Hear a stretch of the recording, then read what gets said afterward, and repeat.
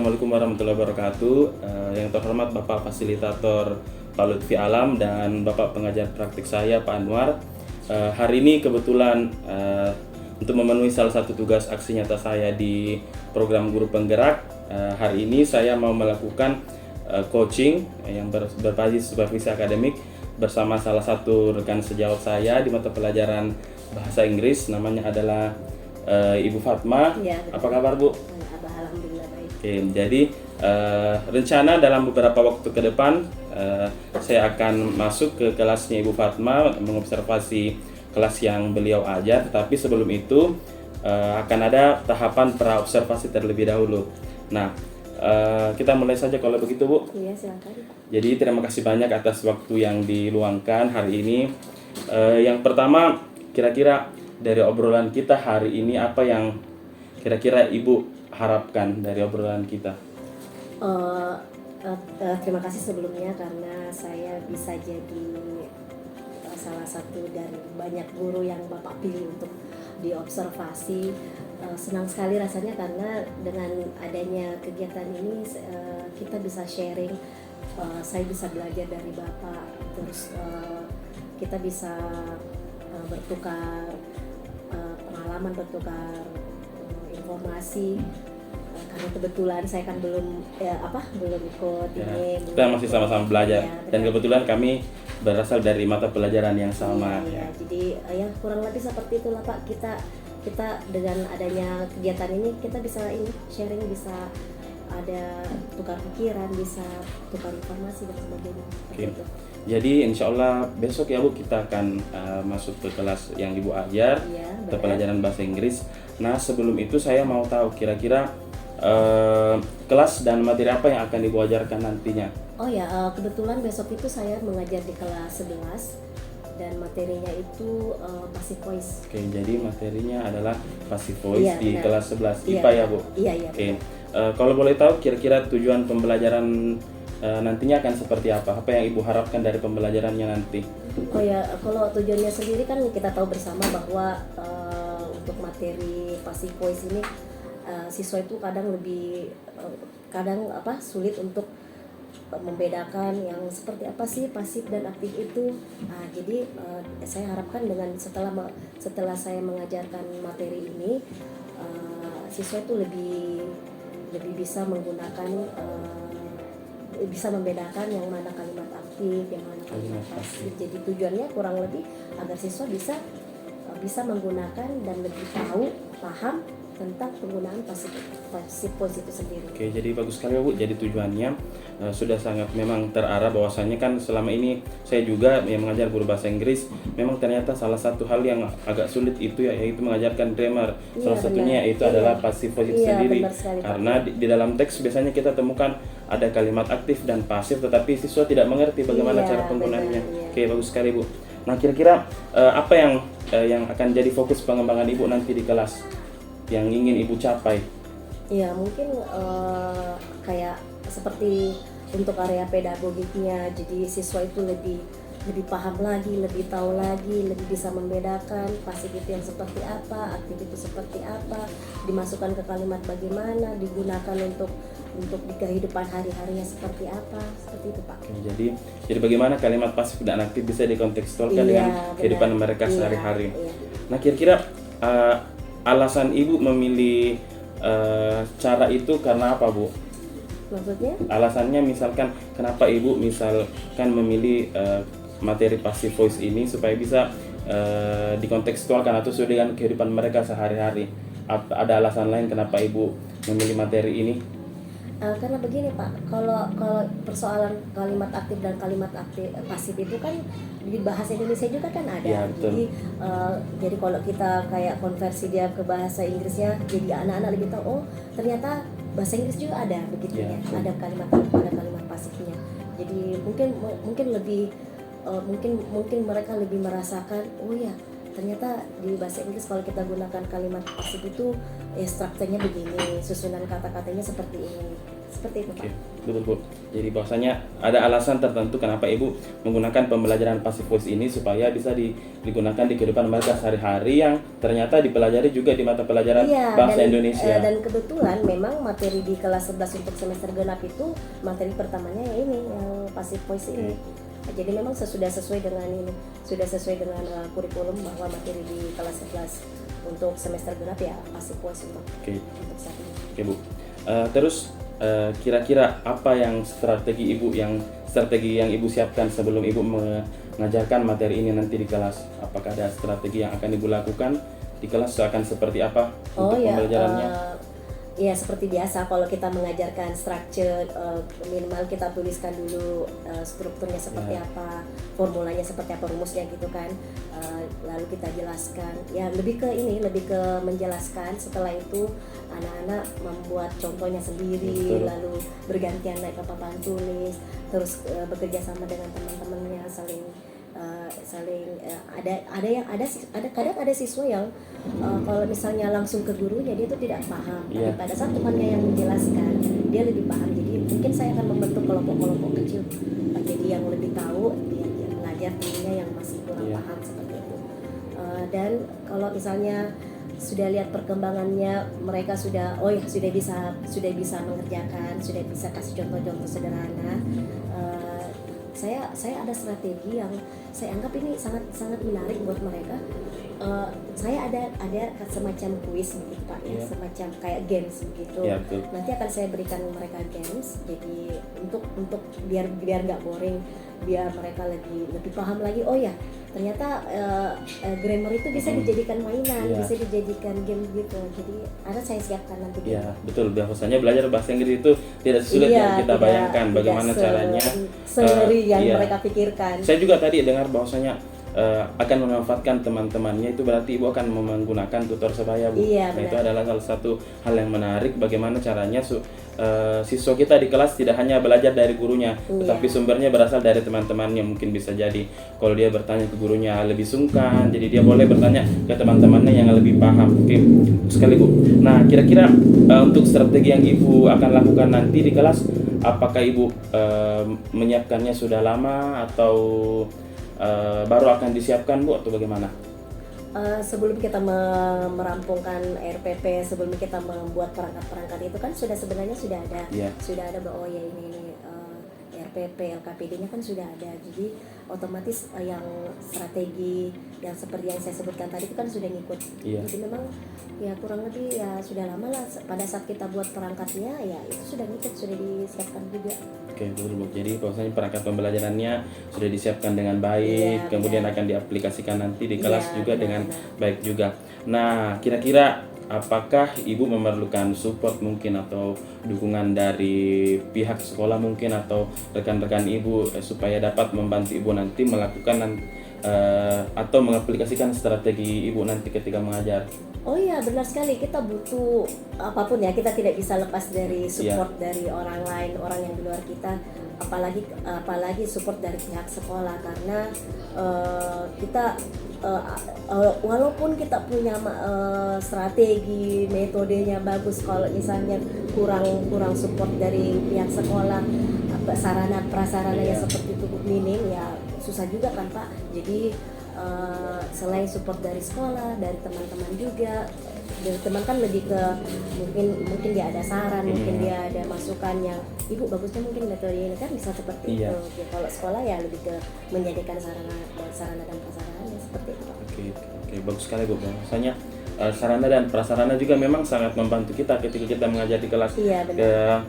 Strategi apapun, metode apapun, teknik apapun yang kita gunakan untuk mengajar, misalnya kalau kelasnya fasilitasnya tidak mendukung, atau mungkin ada sarana dan prasarana yang kita butuhkan tetapi tidak tersedia kan, tidak bagus juga. Tapi dan alhamdulillah sekolah kita bisa menyediakan apa yang kita inginkan. Nah, saya kira obrolan kita mengenai apa yang akan Ibu lakukan besok di mengajar sudah sangat clear. Saya sangat berharap apa yang kita obrolkan hari ini bisa dilaksanakan besok dengan lancar, sesuai dengan apa yang kita harapkan sebelumnya sesuai dengan apa yang kita planning, apalagi Iya, kan benar. kita sama-sama belajar mengajar bahasa Inggris. Saya juga pasti banyak belajar dari ibu. Iya. Ibu juga banyak, kita sama-sama belajar, apalagi ibu adalah salah satu guru panutan saya di Oke. sekolah ini, jadi kita bisa banyak belajar. Jadi hari ini saya kira obrolan kita cukup, Bu. Nah, insya Allah kita akan ketemu besok di Oke, Pak. kelas yang ibu ajar Iya, dengan kelas materi 11, Pak, ya? ya di Iya. kelas 11 materi passive voice. Saya kira cukup untuk hari ini. Kita mungkin bisa kembali ke kelas kita masing-masing melaksanakan tugas kita masing-masing. Terima kasih. Saya juga terima kasih Pak, karena saya senang sekali bisa ngobrol seperti ini hari ini ya sama Bapak. Jadi, Iya, siap, Bu. Jadi ada semacam bayangan, oh ya ternyata kalau di observasi itu seperti ini, ternyata Iya. kalau persiapannya itu sendiri-sendiri Iya. seperti itu. Ya, terima kasih. Iya, sama-sama, Terima Pak. kasih banyak Pak Lutfi dan sebagai fasilitator saya, dan Pak Anwar. Sekian kegiatan saya hari ini. Insya Allah besok saya akan melakukan observasi yang kemudian akan dilanjutkan terakhir, yaitu pasca observasi. Assalamualaikum warahmatullahi wabarakatuh.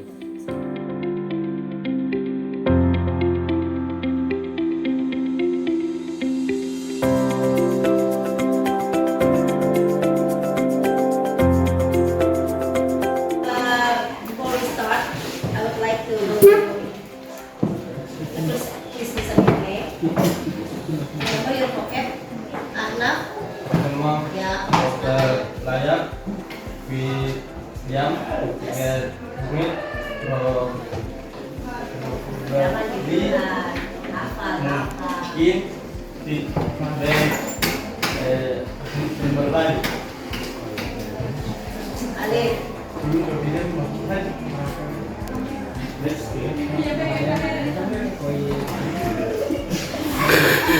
Inayah, Dewi,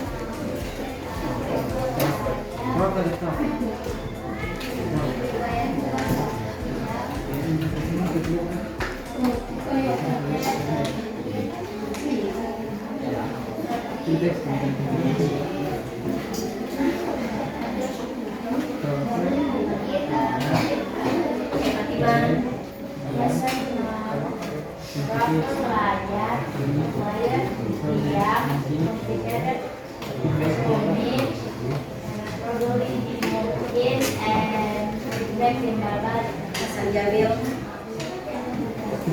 Enam, yes, proper layak, properly, rumit, mungkin, kritik timbal balik, quiet diam, communicate, rumit. Imran, Present man. Proper layak, quiet diam, complicated rumit, probably itu mungkin, sama feedback timbal balik. Indah,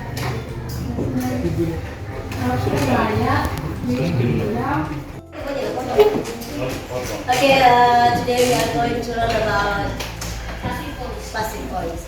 We continue our lesson before that passive voice and active voice. Jadi tujuan kita, saya ulang kembali tujuan kita karena ini sudah lanjutan dari minggu lalu, dari pekan lalu, bahwa tujuan kita mempelajari passive voice ini supaya siswa dapat mengetahui how to use passive and active sentence in our daily life. Bagaimana kita menggunakan atau memakai unsur kebahasaan dari kalimat aktif dan kalimat pasif di kehidupan kita sehari-hari. Itu tujuan kita ya. Jadi setelah belajar pasif dan aktif ini, setelah kita mempelajari passive voice dan active sentence ini, kita tahu bagaimana kita menggunakan dan membedakan yang mana kalimat aktif dan mana yang kalimat pasif. Ada tugasnya ya. Tapi sebentar, itu kan yang past progresif dan present progresif. Jadi saya ulang kembali, kita bagi dua, ini kalimat aktifnya, di sini pasifnya.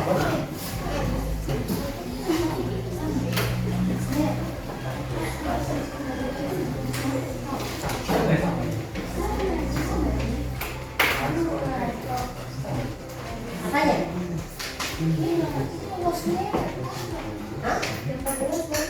Yang perbedaannya frekuensinya sama yang progresif. Nah, jadi saya ulang dulu. Kalimat kalau yang kayak present ya, contoh kalimat aktifnya present, misalnya si apa? Apa yang lalu? Hah?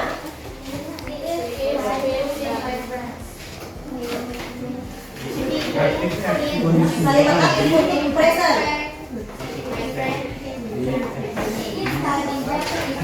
Ini saja ya. Oh. Nah, berarti The floor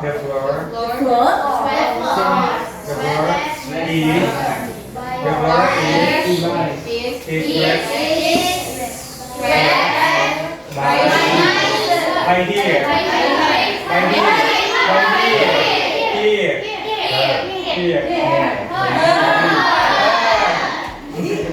Saya ulang kembali. Kalau di kalimat aktifnya yang tadinya dia subjek, di kalimat pasifnya di kalimat aktif yang tadinya dia objek, the floor ya, di kalimat pasifnya dia menjadi subjek. Jadi yang perlu kita pahami bahwa tenses untuk kalimat aktif, begitu pula tenses di kalimat pasif. Jadi perhatikan baik-baik studinya. Oh, dia present, otomatis studinya am is are. Jadi the floor is swept. Jadi ingat, to be ini sebenarnya yang paling penting di pasif. To be verb 3. Ini. Kalau ini yang ada berarti itu sudah berarti di bla bla bla.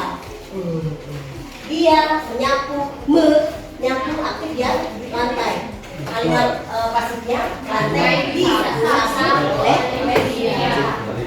Ini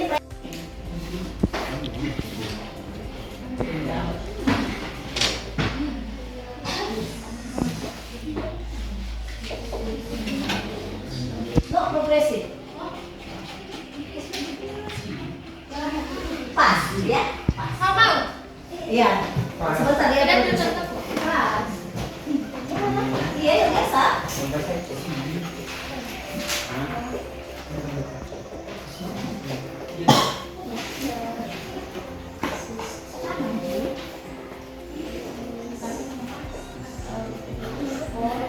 Coba dicek, benar atau salah? Apanya yang salah?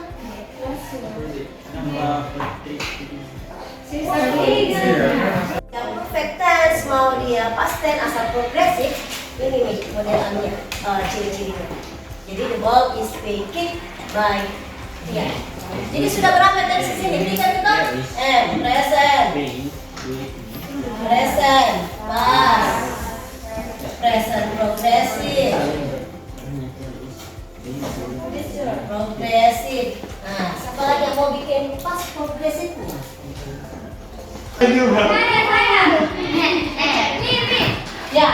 Ya, coba.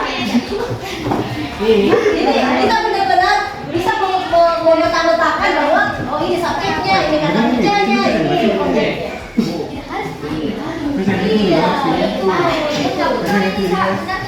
iya, coba saja. Try.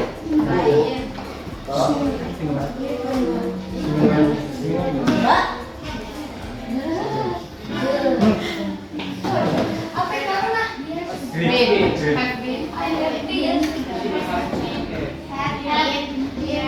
Kata-kata yang di belakang itu mesti kita jadikan dia subjek juga.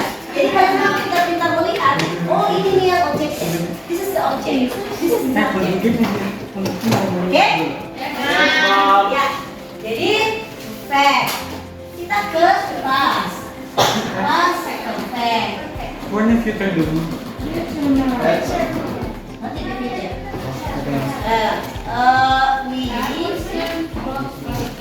Ini apa ciri-cirinya kalau pas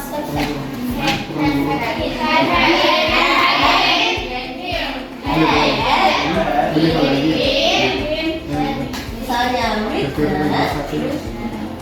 itu kami sudah telah menulis apa? Nomor ya. Oke. Bagaimana pasifnya?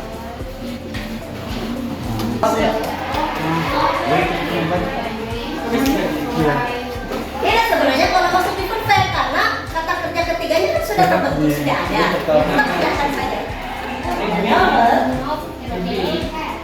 Oke, good. Oke, good. Kan grupnya kita masuk game.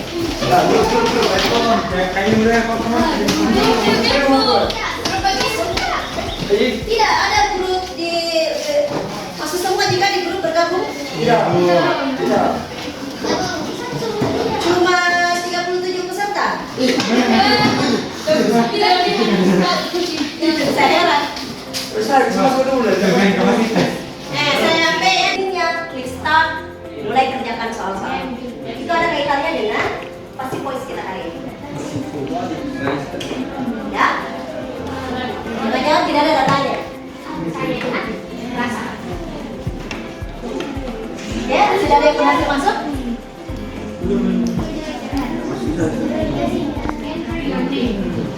Ya, enter your name.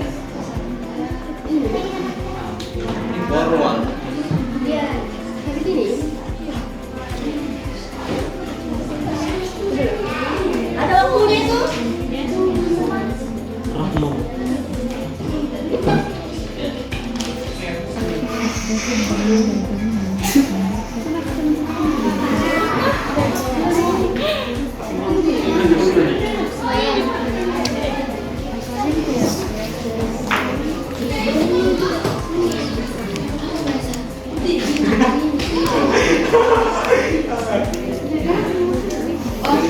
Teliti, pelan-pelan, sedikit. Itu baru 5 nomor.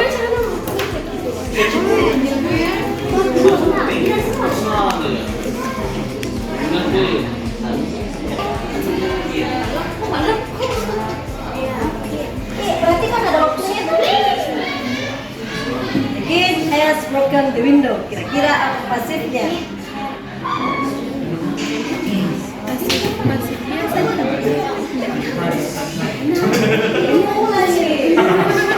Ada rankingnya, ada rankingnya.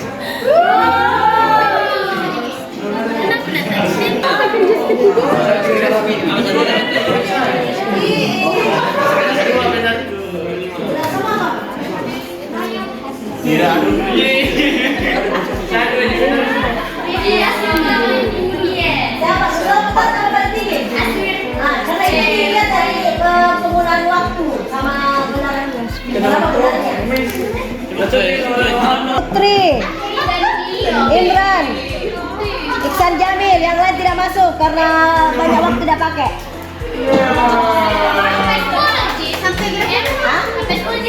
Iya, sampai 10. Oke, kalau sudah semua, kita masuk ke game kedua. Soalnya jadi complicated.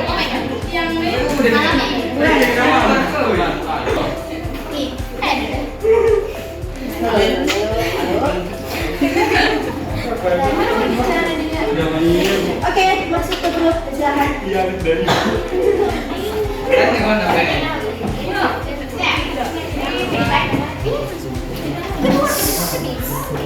Jangan kerja sama ini bener lah ya.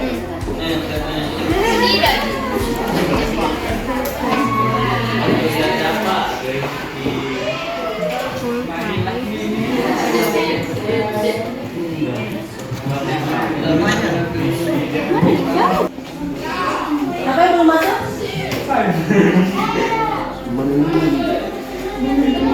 Betul lagi nomor 2.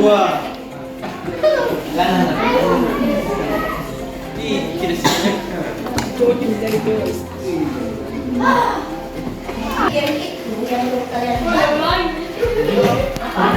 Ayo coba kuncinya.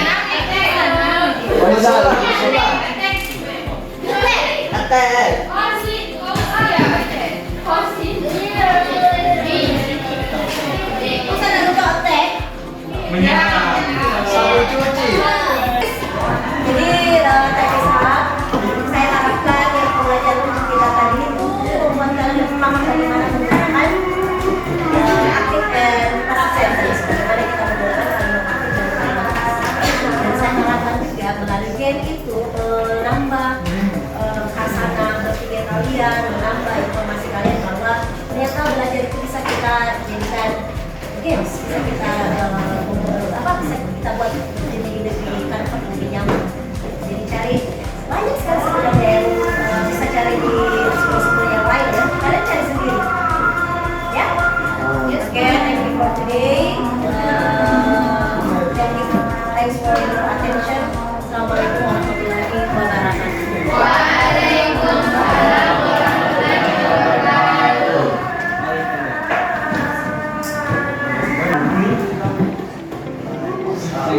Secret to teacher. Waalaikumsalam warahmatullahi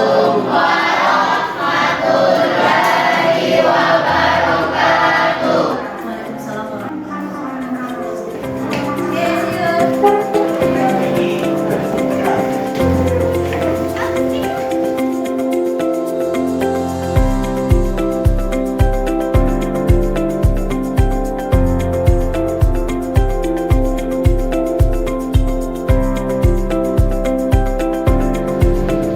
Assalamualaikum warahmatullahi wabarakatuh. Waalaikumsalam warahmatullahi wabarakatuh. Bagaimana kabarnya Bu? Alhamdulillah baik, Pak. Jadi kita di jam-jam pulang sekolah ini masih bisa ternyata menyempatkan waktu untuk ngobrol sedikit berdasarkan hasil pembelajaran kemarin. Jadi pada kita beberapa hari kemarin sudah melakukan observasi, kemudian saya melakukan observasi langsung di kelas itu yang ternyata sangat bagus menurut saya. Jadi hari ini kita sudah tiba di percakapan terakhir, yaitu percakapan pasca observasi. Nah di sini tujuannya saya bukan melakukan supervisi seperti yang mungkin Ibu bisa dapatkan dari pengawas, tapi saya di sini lebih menggali bagaimana supaya Ibu bisa menemukan apa yang kira-kira sudah bagus, kira-kira apa yang masih perlu diperbaiki atau masih perlu ditingkatkan.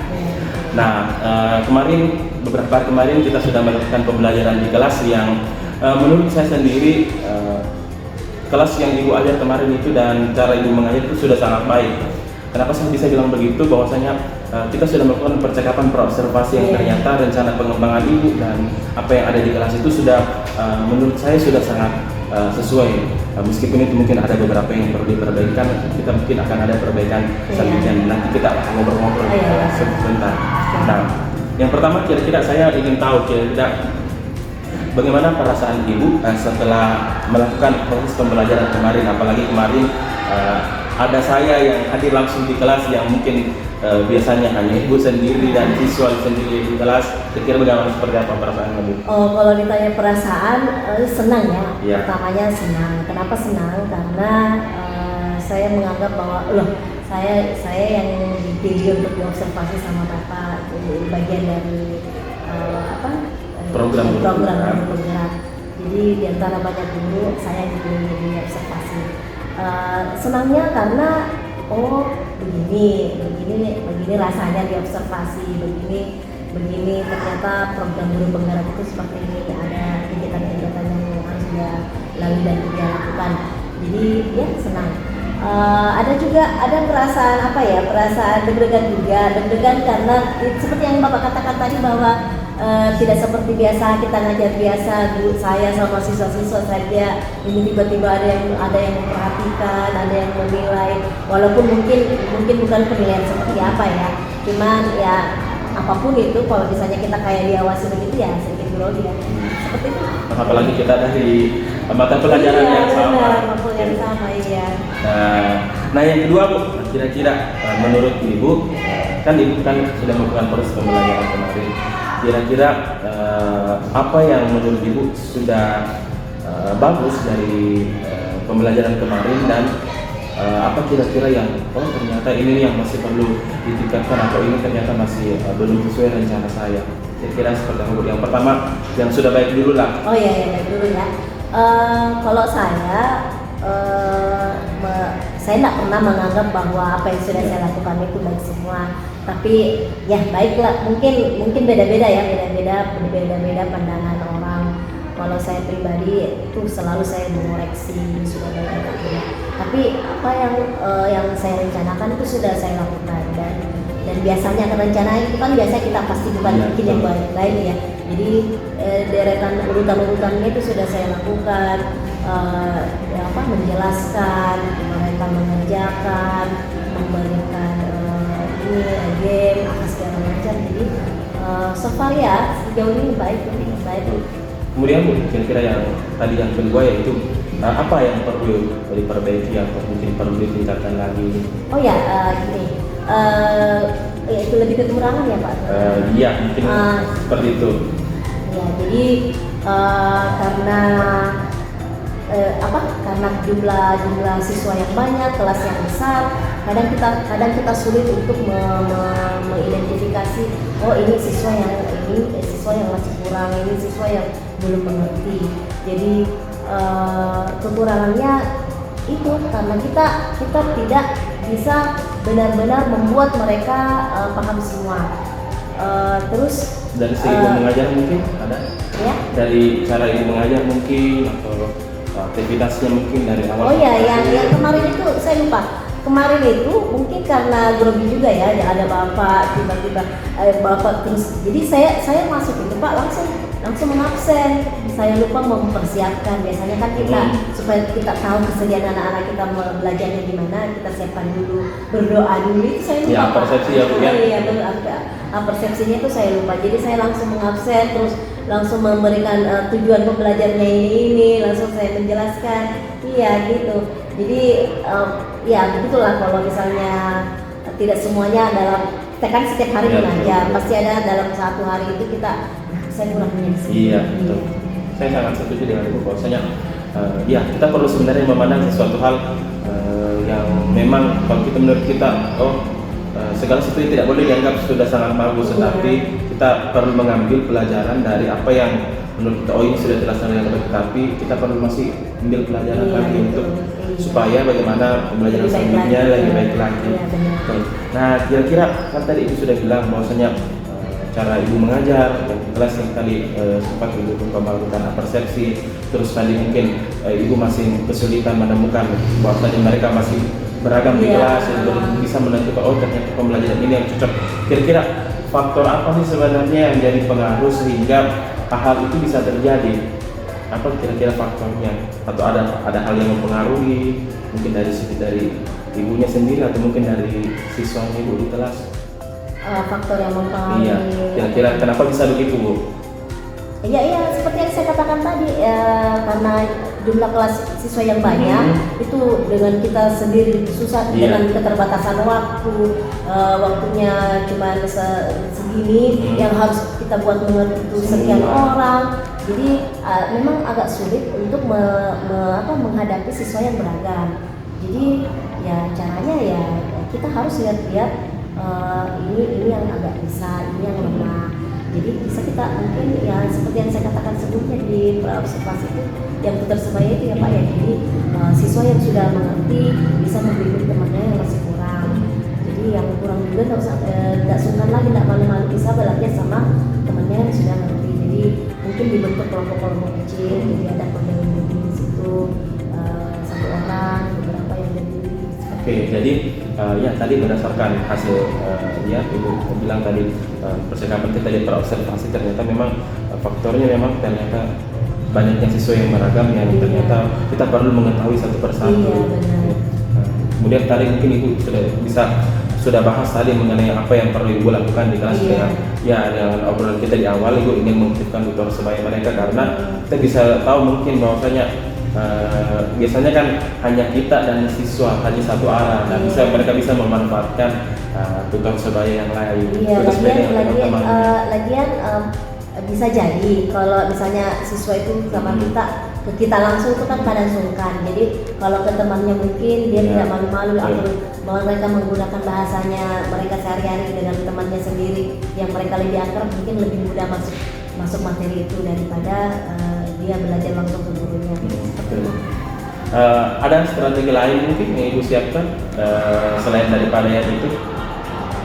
Dari segi pembelajarannya. Jadi karena mereka dengan keberagaman mereka, jadi kita bisa mengidentifikasi oh ini agak lemah.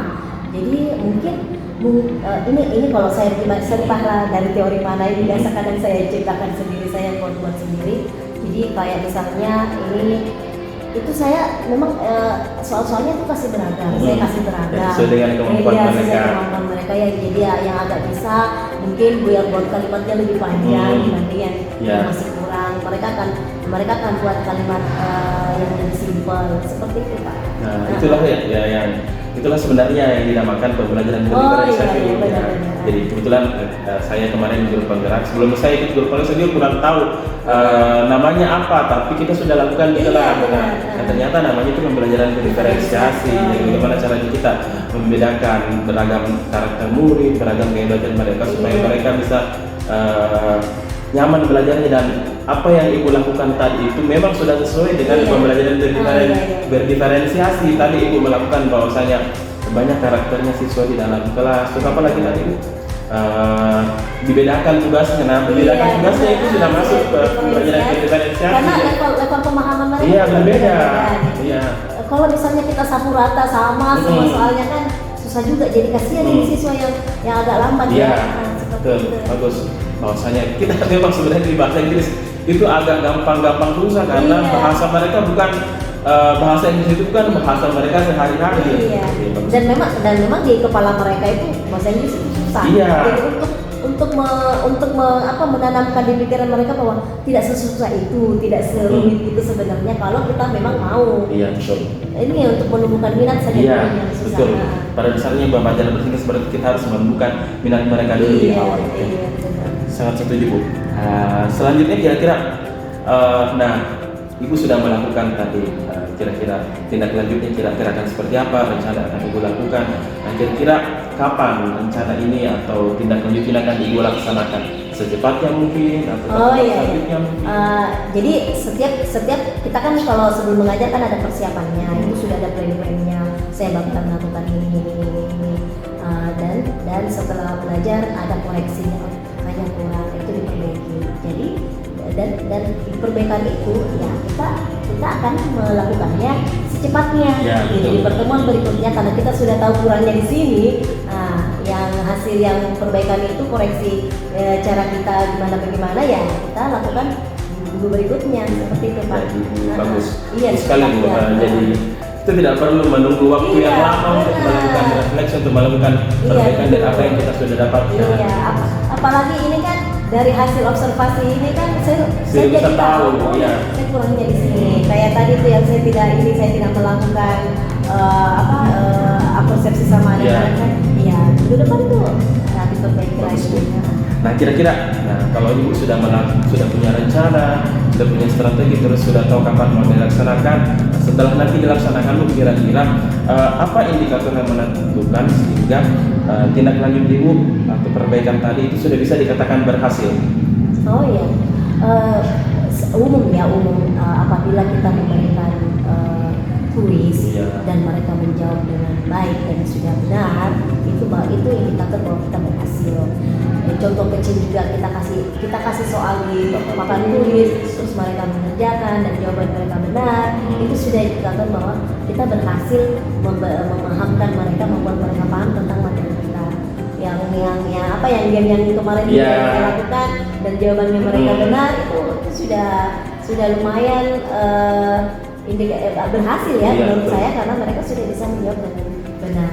Jadi bagaimana caranya kita gunakan handphonenya siswa kita supaya mereka bisa menggunakan sebagaimana mestinya. Apalagi kan pembelajaran bahasa Inggris ternyata ada banyak games yang kita bisa gunakan Iya. supaya pembelajaran kelas kita lebih bagus. Jadi sangat Nah, bagus. iya. Mungkin melalui penilaian, melalui observasi kelas, mungkin setiap hari kita kan bisa lihat perkembangan, oh ternyata murid saya mungkin sudah mengerti. Dan Iya. kita juga sebagai guru bahasa Inggris harusnya pasti sebelum kita melangkah ke pembelajaran selanjutnya mungkin akan lebih sulit, kita harus tuntas dulu ini bagian Iya, ini untuk iya, sekali. betul. Saya kira hanya sampai di situ yang bisa kita obrolkan hari ini. Saya sangat berharap bukan hanya sampai di sini kita bisa ngobrol banyak, ada banyak kesempatan yang bisa kita lakukan kemudian hari, apalagi kita berdua berasal dari mata pelajaran yang sama. Kita sering berbagi, kadang kita mengajar juga mata pelajaran yang sama, kelas yang berbeda. Kita bisa banyak berbagi satu sama lain. Itulah kenapa saya memilih Ibu, salah satunya alasan saya karena saya menganggap ketika saya mungkin melakukan observasi dengan rekan sejawat saya mungkin bisa sedikit banyak saya pasti akan tahu, karena di sisi lain saya juga menjalankan peran yang sama. Jadi saya selalu memotivasi supaya kita semua, bukan hanya saya tetapi Ibu, teman-teman kita juga semua, untuk selalu melakukan inovasi pembelajaran di kelas supaya kelas kita lebih bermakna, pembelajaran kita lebih bermakna. Seperti tadi juga apa yang kita ternyata harapkan di awal pembelajaran bisa terlaksana dengan baik, meskipun itu mungkin adalah hal yang ternyata belum sesuai dengan apa yang saya inginkan. Tetapi kan sebagai seorang guru kita selalu melakukan refleksi supaya kita bisa melakukan perbaikan di kemudian hari, dan perbaikan itu kita tidak boleh menunggu waktu yang cukup lama. Harus cepat dieksekusi. Betul, Jadi karena- kapan kita dapat ukurannya di sini diperbaiki. Iya. Ya, harus segera secepatnya, karena siswa kita juga di kelas pasti menunggu. Nah, apalagi di selanjutnya, apalagi di selanjutnya Iya, akan kita benar. bahas. Nah, mungkin sampai di sini dulu obrolan kita hari ini. Nah, obrolan yang sangat menarik sebenarnya, bagaimana saya bisa ternyata mengobservasi rekan sejawat saya sendiri, guru mungkin yang ternyata lebih punya pengalaman banyak daripada saya, ternyata kita bisa saling berbagi satu sama lain. Nah, saya kira cukup hari ini, Bu. Terima kasih banyak atas waktunya hari ini. Kayaknya sudah waktunya kita pulang ke rumah masing-masing. Assalamualaikum warahmatullahi wabarakatuh.